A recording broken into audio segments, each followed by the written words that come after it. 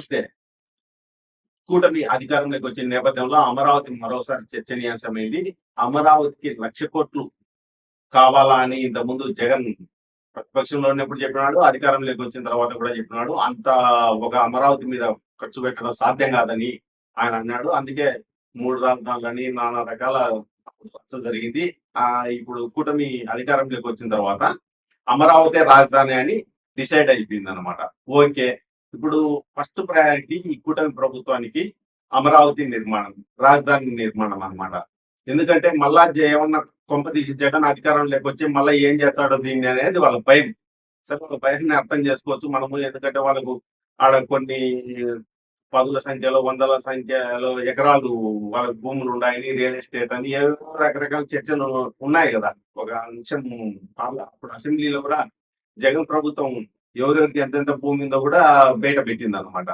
సరే, దాన్ని పక్కన పెడితే ఈ అమరావతి నిర్మాణ బాధ్యతను మున్సిపల్ శాఖ మంత్రి నారాయణ గారికి ఈ కూటమి ప్రభుత్వం చంద్రబాబు గారు అప్పగించినారు. ఫస్ట్ ఆయన ఏమన్నాడు, అధికారంలోకి వస్తానే 1,00,000 కోట్లు ఈ అమరావతి నిర్మాణానికి కావాలా అని చెప్పినారు. ఈ మధ్య కాలంలో ఆయన ఈ 4 ఏళ్లలో 60,000 కోట్లతో అమరావతి మేము నిర్మించామని చెప్పినాడు అనమాట.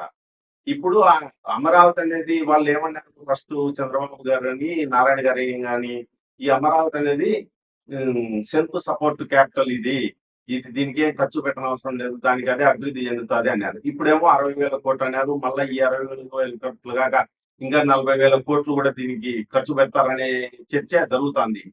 దీనిపైన ఏమంటారు, దీనిపైన ఎలాంటి చర్చ జరుగుతుంది అనేది మన ప్రముఖ రాజకీయ విశ్లేషకుడు పురుషోత్తమని అడిగి కనుక్కుందాం. అన్న, ఏంది ఇది 60,000 కోట్లు? 60,000 కోట్లు జగన్మోహన్ రెడ్డి గారు చెప్పిన 1,00,000 కోట్లు రాబోయే కాలంలో 5,00,000 కోట్లు అవుతుంది. ఇది ఇద్దరు తేడా ఉంది, దాని ఇంప్లిమెంటేషన్ లోనే తేడా ఉంది. జగన్ గారు చెప్పిన 5,00,000 కోట్లు కరెక్టే, వాళ్ళు చెప్పిన 60 అందరూ ఒకే రూట్ లో ఉన్నారు. అది ఆచరణ సాధ్యం కాదు, జగన్ సాధ్యం అవుతుంది, అదే తేడా. అంటే అమరావతి ప్రాజెక్టు సెల్ఫ్ సఫిషియెంట్ రాజధాని అర్థం ఏంటంటే, ఆడ ప్రభుత్వం, ప్రైవేటు, అసైన్ భూములు అన్ని కలుపుకుంటే 52,000 ఎకరాలు జంబు ఉన్నాయి. ఈ 52,000 ఎకరాలు బైఫర్కేషన్ చేస్తారు. బైఫర్కేషన్ మీన్స్ ఒక రకమైన రియల్ ఎస్టేట్. రియల్ ఎస్టేట్ అర్థం భూతే కాదు, మనం అంటే రియల్ ఎస్టేట్ డెవలప్మెంట్ తీసుకొని రోడ్లన్నీ ఓన్, అంటే పెద్ద రోడ్లు కదా. మన మామూలు రియల్ ఎస్టేట్ లో 1,200 అంకణాలు, 800 అంకణాలే వస్తాయి, చిన్న రోడ్లు కాబట్టి. రాజధాని కాబట్టి దాని స్వభావం మారుతుంది, పార్కులు వస్తాయి, అవన్నీ ఉంటాయి కాబట్టి మొత్తం మీద 30,000 ఎకరాలు మిగులుతుంది. 22,000 ఎకరాలు పోతాయి. జగన్ అయితే 26,000 ఎకరాలు వస్తాయి అంటున్నాడు. కొన్ని గుంటలో కూడా ఉన్నాయి వాళ్ళ దగ్గర. 26,000-27,000 ఎకరాలు వస్తాయని చేతి. దీంట్లో రైతులు భూములు ఏదైతే 33,000 ఎకరాలు ఇచ్చారో వాళ్ళకి 10,000 ఎకరాలు 1,00,000 ప్లాట్లు ఇవ్వాలి. ఓకే, చేసి రియల్ ఎస్టేట్ చేసి అకౌంట్లు ప్లాట్లుగా డివిజన్ చేసి వాళ్ళకి ఒక కమర్షియల్ సైట్, 2 హౌసింగ్ సైట్ ఇవ్వాలి. ఒక ఎకరా 27-28 సెంట్లు అవుతుంది మన మామూలు ఎకరాలు చెప్పాలంటే. అంటే 10,000 ఎకరాలు అవుతుంది. 1,00,000 సైట్లు, 1,00,000 ప్లాట్లు చాలు. పోతే ఇంక మిగిలేదు 16,000-20,000 ఎకరాలు. దీంట్లో ప్రభుత్వ అవసరాల కోసం 10,000 ఎకరాలు ఉంటుంది. ఇంకా 6,000 నుంచి జగన్ గారు 6,000 అంటాడు, ఈయన 10,000 ఎకరాలు అంటాడు. ఈ 10,000 ఎకరాలు కూడా ప్లాట్లు. 10,000 ఎకరాల ప్లాట్లు అంటే 1,00,000 కోట్లు వస్తాయని జగన్ చంద్రబాబు గారు చెప్పే లెక్క. ప్రభుత్వం ఇంకోటి డెవలప్ చేసుకున్నామా, 10,000 ఎకరాల ప్లాట్లు అమ్మేస్తే 1,00,000 కోట్లు వస్తుంది.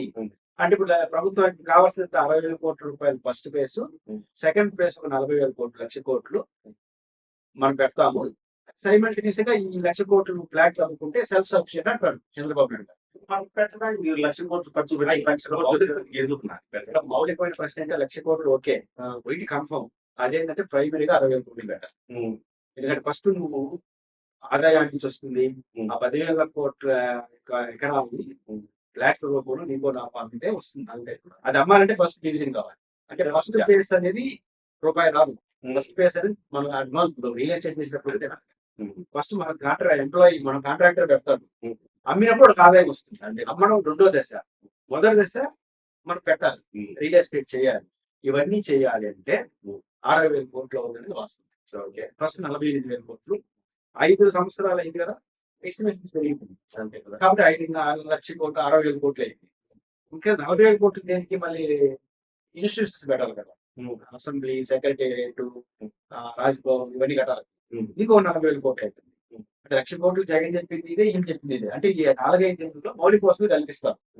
ఫ్లాట్లు అమ్మేదాన్ని సిద్ధపడతారు. అంటే 60 కోట్ల పెట్టుబడి కన్ఫర్మ్. మళ్ళీ 1,00,000 కోట్లు వస్తుందా లేదా దైవాది. 1,00,000 కోట్లు వస్తుందా ఏం వస్తుందో వీళ్ళ అంచనా 1,00,000 కోట్లు వస్తారు. ఎంతో కొంత వస్తుంది. కానీ ఇప్పుడు 60 కోట్లు పెట్టాలి, యాభైకి పెట్టాలి. ఇప్పుడు 15,000 కోట్లు కేంద్రాలు ఒప్పించడానికి అది అప్పు. 30,000 కట్టాలి. ఈ 15,000 కోట్లు ఎప్పుడు ఇస్తారు? అసలు జనవరి నుంచి ఒక 3,000 కోట్లు 4,000 కోట్లు పోతే మీకు ఈ టర్మ్ ప్రభుత్వం అయిపోయే లోపల ఈ 15,000 కోట్లు వస్తాయి. ఇంకో మహాకి 30,000 కోట్లు. నీ అనుకున్న ఫస్ట్ ఫేసే లేనప్పుడు ఈ 5 ఏళ్ళు అమలు అంటే ఈ టర్మ్ లో ప్రభుత్వం పెట్టే పెట్టుబడి అమరావతి పెట్టుబడి పెడుతుంది తప్ప ఇన్కమ్ ఒకటి సెల్ఫ్ సబ్సిడీ ఎప్పుడంటే ఇన్కమ్ వచ్చేటప్పటికి. రెండో పాయింట్ ఏంటంటే తెలుగుదేశం ప్రభుత్వం ఈ విషయం ఇప్పటికైనా సెల్ఫ్ సబ్సిడీ పేరుతో విన్యాసాలు చేయకుండా ఇప్పుడు రాజధానిలో ఉన్న కార్యాలయాలు ఉంటాయి, అసెంబ్లీ సెక్రటరీ ఇవన్నీ విభజన చట్టం ప్రకారం కేంద్రం ఆ డబ్బులు తీసుకొని కట్టుకుంటే ఒక వాతావరణం వస్తుంది. ఇప్పుడు ఉదాహరణకు జగన్మోహన్ రెడ్డి గారు ఉల్టా అభిప్రాయంతో ఉన్నారు, ఇది సాధ్యం కాదు అని. రేపు అధికారానికి వస్తే అదే చేస్తారని అనుమానం కూడా అందరికీ ఉంది. దాన్ని పక్కన పెట్టండి. జగన్మోహన్ రెడ్డి కూడా రాడు, మీరే ఉంటారు కదా, అంతే కదా. ఇంకా కొన్ని పార్టీలు ఉన్నాయి, వామపక్షాలు ఉన్నాయి, బీజేపీ, జనసేన ఉంది, అదే కాంగ్రెస్ ఉంది. వీళ్ళందరికీ అమరావతిలో రాజధాని మొత్తం ఉండాలని కోరుకుంటున్నారు తప్ప ఈ తరహా నగరం వద్దంటున్నారు. అంటే చంద్రబాబు నాయుడు కాకుండా ఎవరు వచ్చినా ఈ తరహా నగరాన్ని కోరుకోవట్లేదు. అమరావతిలో మొత్తం రాజధాని ఉండాలని కోరుకునేవారు మాత్రమే కాదు, జగన్ గారికి ఒక యాంగిల్, ఈజీగా అదే యాంగిల్. జగన్ గారికి మిగతా ప్రతిపక్షాలు తేడా ఏంటంటే హైకోర్టు కర్నూలులో, సెక్రటేరియట్ విశాఖపట్నంలో పెట్టడానికి ఉండే తప్ప దీనిలో హైకోర్టు కర్నూలులో ఉండాలని బీజేపీ కాంగ్రెస్ ఇంకా విశాఖపట్నం అడ్మినిస్ట్రేషన్ క్యాపిటల్ తప్ప మీదంతా అందరూ ఒకే అభిప్రాయం. వామపక్షాలు కూడా అడ్మినిస్ట్రేషన్ క్యాపిటల్ వరకే పరిమితం చేయండి, వాహనాలు వద్దు అని తెలుసుకుంటారు. కాబట్టి చంద్రబాబు నాయుడు గారు నాకు తెలుగుదేశం తప్ప ఇంకెవరు కూడా ఆ తరహా సాధ్యం కాదే అంటున్నారు. మళ్ళీ రేపు ఎవరు అధికారానికి వచ్చినా వాళ్ళు ఆలోచిస్తే ముందుకు పోతారా? అప్పుడు 30 ఏళ్ళు 20 ఏళ్ళకి అంచనా అనేది ఎట్లా ఇంప్లిమెంట్ అవుతుంది? మీరు తప్ప ఇంకెవరు సాధ్యం కావట్లేదు. ఒకటి ఆ ప్రాంతంలో రాజధాని కంటిన్యూ కావాలంటే ఈ 60,000 కోట్లతో ఫస్ట్ ఫేజ్ పెట్టి 10,000 ఫ్లాట్లు వేసి 10,000 ఎకరాల ఫ్లాట్లు వేసేసి 1,00,000 కోట్లు సంపాదిస్తారనే ఊహలు నుంచి బయటకు వచ్చి 3 కార్యాలు అనే పెట్టుకోండి, అసెంబ్లీ సెక్రటరీ అది కేంద్ర ప్రభుత్వం డబ్బులు దాని కానీ పెట్టుకుంటే అంటే జగన్ వచ్చినప్పుడు ఈ కార్యాలయం తరలించడం సాధ్యం కాదు. అంటే ఆయన 5 మిలియన్ బాగుంది ఏం చేస్తుందంటే నేరుగా వ్యవహారంలోకి వెళ్ళిపోతున్నారు. దీనివల్ల ఏమవుతుందంటే ఇప్పుడు ఆ 3 కడితే ఆ 10,000 ఫ్లాట్లకి మార్కెట్ రాదు, వాళ్ళకి రాదు వీళ్ళకి రాదు. ఎందుకంటే ఇప్పుడు హైకోర్టు అది ఉంది కాబట్టి ఆ రూపంలో మంచి హైకోర్టు వస్తుంది, మంచి బిల్డింగ్ వస్తుంది. ఆల్రెడీ సెక్రటరియట్ అది ఉంది, కొంచెం పెద్దది వస్తుంది. అసెంబ్లీ అనేది ఇంకో పెద్ద వస్తుంది. స్వభావం మారకపోతే ఆ వాతావరణం రాదు, ఆ రోడ్లు రాదు. మన ఉంది దాని ఒక అద్భుతం అమ్మోహం అని పేరు అంటే వాళ్ళకి ఇప్పుడు ఎక్కడ పొరలు ఇచ్చినాడు 3 ఫ్లాట్ చేసేవాడు ఏం చేయండి? ఏం ఆశించారంటే హైటెక్ సిటీ కట్టినారు కదా, ఆ పక్కన ఫ్లాట్ అమ్ముకున్నట్టుగా ఇక్కడ కూడా అమ్ముకుని వాళ్ళు ఆశించడం తప్పలేదు. నా పాయింట్ ఏంటంటే అది రావడానికి 100 ఏళ్ళకి వస్తాం అవుతుందో కూడా సాధ్యం కాదు. మీకు అదే ఇప్పుడు అసెంబ్లీ సెక్రటరీ 3 ఖాళీ ఉన్నాయి, ఏమి రాలేదు. వాళ్ళకి ఇప్పుడు ఫ్లాట్లు చేస్తే వాళ్ళు ఏం చేసుకోవాలి? వ్యవసాయం వారికి రాదు, ఫ్లాట్లు అమ్ముకోవడానికి 3 రాదు. ఈ ప్రభుత్వం ఇప్పుడు అమ్మ ప్లాన్ అదే వాడు ఫ్లాట్ చేసి వాడు అమ్మాలి, రైతు అమ్మాలి. 2 లక్షల ఫ్లాట్లు ఎప్పుడు అమ్మేది? ఏ మొక్క చూసి నువ్వైనా నేను ఎందుకు గొడ్లు కొట్టారు? ఆడ అద్భుతాలు జరిగితే ఆ కోకాపేటలాగా ఏదో వస్తుంది అనుకుంటే అవుతారు. హైటెక్ సిటీ పక్కన కోకాపేట అంటే అర్థం ఉంది కండి, అమరావతి పక్కన కోకాపేట కోకాపేట ఎందుకు మొండిగా పోతుందంటావు?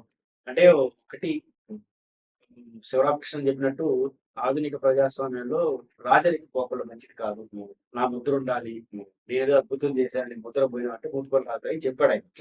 ఆయన ఇంకో మాట అన్నాడు, చనిపోయి ఆయన క్యాన్సర్ పేషెంట్ చనిపోయే ముందు వారం చనిపోతాడు అనగా లెటర్ రాశాడు చంద్రబాబు, చివరి లెటర్ అదే అయింది, అది హిందువులు వచ్చింది.